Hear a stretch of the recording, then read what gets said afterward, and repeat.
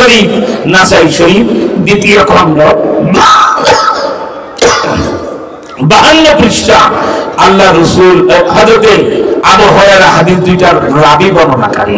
আল্লাহ রসুল বলেন, কিয়ামতের পূর্ব লগ্নে মূর্তি পূজক ইন্ডিয়ার বিরুদ্ধে গজওয়াতুল হিন্দ, ওই যুদ্ধ শুরু হয়ে যাবে। সুবহানাল্লাহ।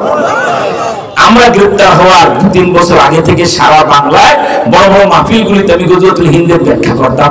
ওইটাই মোদী সাহেবের কলজার ভিতরে ভূমিকম্প সৃষ্টি করেছে। সেজন্য আমাদের প্রধানমন্ত্রীকে বাধ্য করেছেন বিনা কারণে আলেমদেরকে গ্রেপ্তার করতে। আমরা একটি বিশেষ খবর জানি, প্রধানমন্ত্রী খুব অনুতপ্ত যে এইভাবে আমাদের মন চায় না ওলামা ইকরাম গ্রেপ্তার করতে। আর আমাদের ফাইল দিল্লি বারবার চাপ দিয়ে বলতে অমুক অমুককে এখনো ছাড়া যাবে না।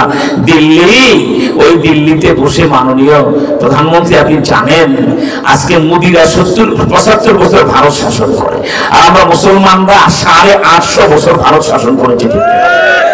চ্যালেঞ্জ কোন ঐতিহাসিক কোন লেখক যদি প্রমাণ করতে পারেন 850 বছরে একজন হিন্দুকেও আমরা কোনোদিন জুলুম করে হত্যা করি নাই।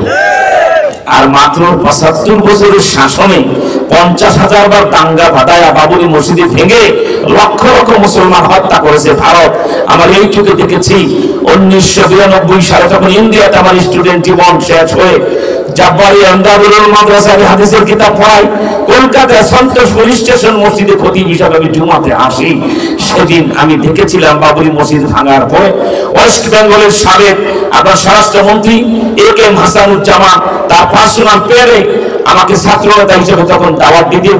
আমার ওই বক্তৃতা উনি বড় পছন্দ করতেন। নিজের টাকা দিয়ে টিকিট কেটে আমাকে এলাহাবাদ সহ বিভিন্ন জায়গায় বক্তৃতা নিয়ে যেতেন। যখন বাবরি মসজিদ ভাঙা হলো, বাবরি মসজিদ ভাঙার 1 সপ্তাহ পরে আমরা কলকাতায় ওই সন্তোষ পুলিশ স্টেশন মসজিদের ছাদ থেকে দেখলাম, এখন কলকাতা গেলে দেখবেন শিয়ালদা ট্রেন স্টেশন, তার পাশেই একটা বস্তি এলাকার নাম ট্যাংরা। ওই ট্যাংরা বস্তি এলাকাটায় কোনো হিন্দু থাকে না। গরিব মুসলমান কারা? দিন মজুর, খ্যাত মজুর, মোট বয়, কলকাতা ঠেলা রিক্সা নিজেরা ধাক্কায় চালায়, এই গরিব মানুষগুলি ওই ট্যাংরা এলাকায় থাকে। বাবরি মসজিদ ভাঙার 1 সপ্তাহ পরে সারা ভারতব্যাপী যখন দাঙ্গা শুরু হয়ে গেল, 300 মুসলমানের এলাকাটা এই বর্তমান ভারতের প্রধানমন্ত্রী মোদীর দল বিজেপির যুবকরা এরা ঘিরে পেট্রোল দিয়ে আগুন লাগাই দিল। বৃদ্ধ মুসলমান আর বৃদ্ধ আপনাকে বৃদ্ধা নারী সবাই পুড়ে ছাই হয়ে গেল। কিছু যুবক খুব গতিতে আগুন ছড়ানোর আগে তারা বস্তি থেকে বেরিয়ে গেছে, এরা যান বাঁচালো। এদেরই একজন মহিলা, নাম তার রহিমা, বয়স 30 বছর। তার কোলে 3 বছরের ছেলে আব্দুল্লাহ, পেটে 9 মাসের প্রেগনেন্ট, 9 মাসের হামেলা, 9 বছর অন্তঃসত্ত্বা একটি বাচ্চা, যে কোনো দিন প্রসব হবে। ঠিক কিনা? মা কাকে বলে? জীবনের বিনিময় হলেও নিজের সন্তান বাঁচাতে চায়, এটা মাতৃত্বের চিরন্তন ভালোবাসা। ঠিক কিনা? ওই রহিমা দৌড় দিয়েছে, নিজের কোলের ছেলেটাও ছাড়ে না, 3 বছর আব্দুল্লাহ। আর 9 মাসের অন্তঃসত্ত্বা নারী কতটা দৌড় দিতে পারে আমরা অনুমান করতে পারি। ঠিক কিনা? তারপরও নিজের সন্তান বাঁচাতে পাগলের মতো ছুটেছে রহিমা। আলহামদুলিল্লাহ আগুন থেকে বের হয়ে গেছে। বাহিরে যাওয়ার মাত্রই হিন্দু যুবকরা তাকে ঘিরে ফেলেছে। একে ঘিরে ফেলে তার কোলের 3 বছরের আব্দুল্লাহ ছেলেটাকে নিয়ে হিন্দু যুবকরা 2 পায়ে ধরে টান্দা ছিঁড়ে ফেলেছে। টান্দা ছেড়ে রাস্তার ওই পাশে 1 খণ্ড, রাস্তার ওই পাশে আরেক খণ্ড রেখেছে। আর রহিমার পেটটা চিড়ে তার পেটে যে 9 মাসের অন্তঃসত্ত্বা মুসলমানের বাচ্চাটা নারীগুলি সহ আগুনে ছুঁড়ে ফেলে দিয়েছে। আর পেট ছিঁড়ে ফেললে রহিমা কতক্ষণ বাঁচতে পারে এটা অনুমানই করতে পারে, সেও মারা গেল। পরের দিন অ্যামনেস্টি ইন্টারন্যাশনাল, আন্তর্জাতিক মানবাধিকার সংস্থার তত্ত্বাবধানে সাবেক মন্ত্রী AK হাসানুজ্জামান আমাকে ফোন দিয়ে নিলেন, তোমরা ভবিষ্যৎ ছাত্র নেতা, ভারত তোমরা শাসন করবে, আসো দেখো কি হয়েছে মুসলমানদের বিরুদ্ধে রাখতে। আমার এই চোখ দেখেছে।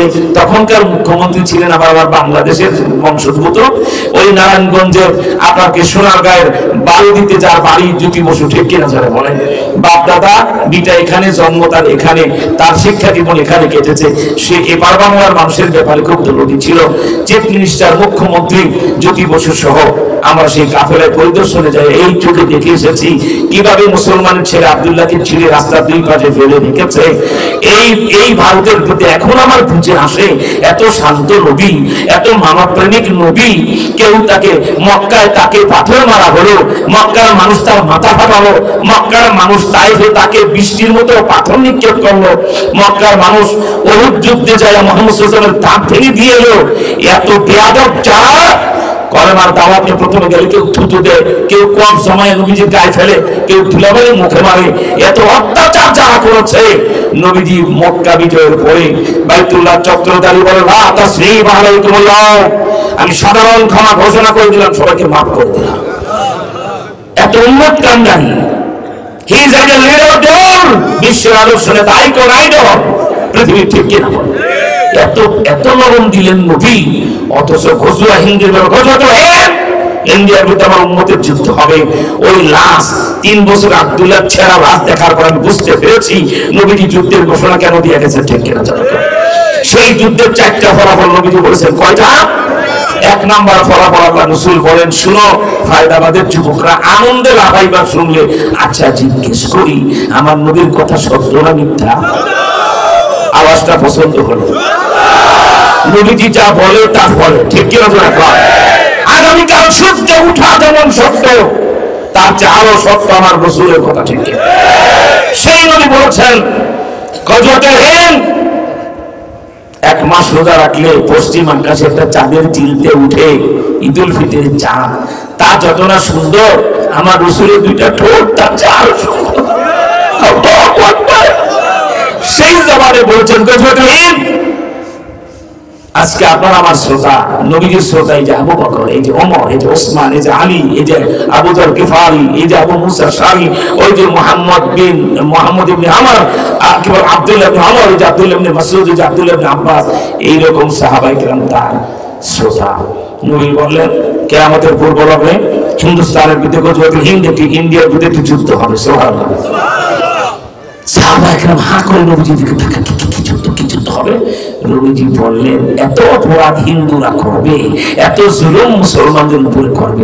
এই যে বাবরি মসজিদটা ভেঙে, মোদি সাহেব বাংলাদেশে এসে 27 গুণ বড় আপনার দেশটা, আপনাদের জায়গার অভাব, একেবারে মুসলমানের বাবরি মসজিদের ভিটের উপরে রাম মন্দির করতে হবে, ঠিক কিনা? ওই ভিটের উপর রাম মন্দির করে 40 কেজি ইটা দিয়ে, রূপার ইটা দিয়ে সে উদ্বোধন করছে রাম মন্দিরের কাছে। 1000 কোটি রুপি খরচ করে তারা ঐতিহাসিক রাম মন্দির নির্মাণ করতেছে। বলেন ভালো করে মূর্তিগুলি সরাবো, মিম্বর ঢুকাবো, মামুনুল হকরা আমরা আজান দিয়ে জুমার নামাজ আবার বাবরি মসজিদে চালু করবো ইনশাআল্লাহ। ইনশাআল্লাহ আল্লাহর কসম করে বলছি আমাদের জীবন তো সেটা ঘটে যেতে পারে ইনশাআল্লাহ। আমরা অবস্থা দিচ্ছি তাই দেখছি, ইন্ডিয়ার প্রান্তে প্রান্তে কলেমার পতাকা আমি দেখতে পাচ্ছি। আলহামদুলিল্লাহ বলে ওই গজওয়াতুল হিন্দের ব্যাপারে নবীজি যখন সাহাবায়ে কেরাম, এমনি তো নবীজিকে দেখলে সাহাবায়ে কেরাম পাগল হয়ে যেতেন, হা করে তাকায় থাকতেন। আপনারা যেভাবে স্টেজের দিকে হা করে তাকিয়ে আছেন, আরো বেশি আকর্ষণীয় সাহাবায়ে কেরাম তাকিয়ে আছেন। নবীজি 1 নাম্বার বলে, শোনো ইন্ডিয়ার বিরুদ্ধে যে যুদ্ধ হবে, 1 নাম্বার ফলাফল হলো ওই যুদ্ধে ফজিলত হলো যারা শরীক হবে সবাই বিনা হিসাবে বেহেশতে চলে যাবে। এখন ইন্ডিয়ার বিরুদ্ধে যুদ্ধ শুরু হয়ে গেলে ফায়দাবাদ কি জড়িত হবে? এমন আরেকটা যুদ্ধ পৃথিবীতে ইসলামে আর নাই। ইন্ডিয়ার বিরুদ্ধে যুদ্ধ করবে যারা বিনা হিসাবে বেহেশতে যাবে, তারা নবীজির ঘোষণা। সুবহানাল্লাহ। এখন কি আপনাদের দিল থেকে কথা মন চায় না ইন্ডিয়ার বিরুদ্ধে লড়বো, মোরা বিনা হিসাবে বেহেশতে যাবো? ঠিক কি ভাবে জবাব দাও যুবকরা? যুদ্ধ মানে কি মামার বাড়ির মোয়া? যুদ্ধ মানে জুমার দিন ইমাম সাহেবের ঘোষণার পরে মিলাদের পরে জিলাপি খাওয়া? যুদ্ধ মানে খাজার খিচুড়ি খাওয়া? যুদ্ধ মানে রক্ত দাও, লাশ দাও, লাশ নাও, ঠিক কি? আল্লাহ রাসূল বলেন ওই যুদ্ধে 1,00,000 কোটি হিন্দু সৈন্য তো মারা যাবেই, যদি 2,000 মুসলমান কি শহীদ হইতে পারে না? যারা শহীদ হবে 2 নম্বর ফজিলত, নবীজি বলেন আফজালুস শুহাদা, এরা হবে শহীদ সম্রাট। আল্লাহু আকবার বলে।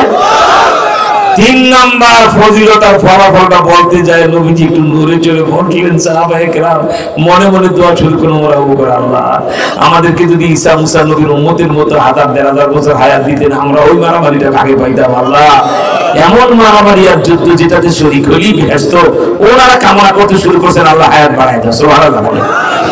এক পর্যায়ে দেখা গেল নবীজি ওই 3য় ঘোষণা দিবেন কি হবে ভারতের যুদ্ধে ফলাফল। নবীজি বলতে যায় চেহারাটা পূর্ণিমার চাঁদের মতো ঝলমল করে উঠলো।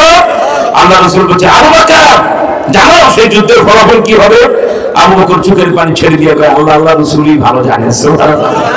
তখন নবীজি বলেন আবু বকর ওই যুদ্ধে আবার দম নিলেন সাহাবায়ে করে, ইয়া আল্লাহ কি জানি নবীজি বলবে। সুবহানাল্লাহ বলেন ওই যুদ্ধে আমার উম্মত জিতে যাবে, জিতে যাবে।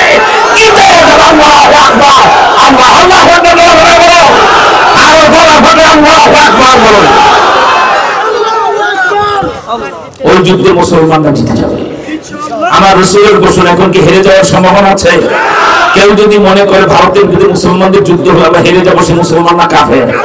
এই বড় কথা বলবে না মুসলমান না কাফের?